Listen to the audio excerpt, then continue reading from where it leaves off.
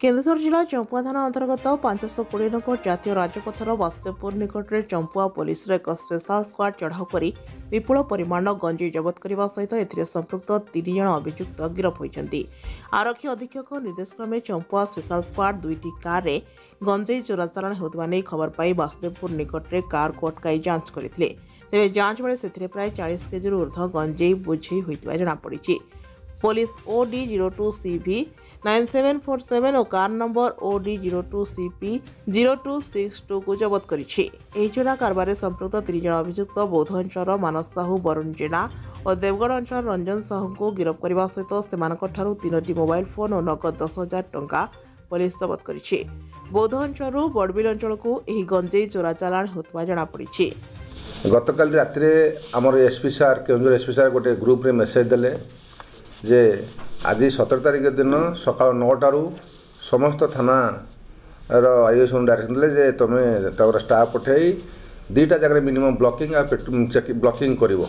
आमर वासुदेवपुर एवं जयंत भर ब्लॉकिंग चलता से समय 2टा गाड़ी गोटे डिजार कार आ गोटे इटिया कार बहुत स्पीड रे वासुदेव छकटे आसला डिजार कार टाको अटकिया जाइए पछरे आसुआ गोटे इटिया कार से चमकरू रास्ता को द्रुत गति पड़ेगा।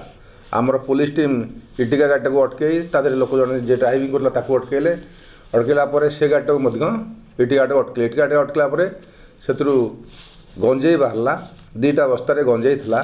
तेणु आमर पुलिस टीम समस्त प्रकार जो प्रोसीजर आईन फॉलो करी से 2टा बैग रे थिबा गंजेई 50 केजी गंजेई जबत कला एवं से 2टा गाड़ी जबत कला।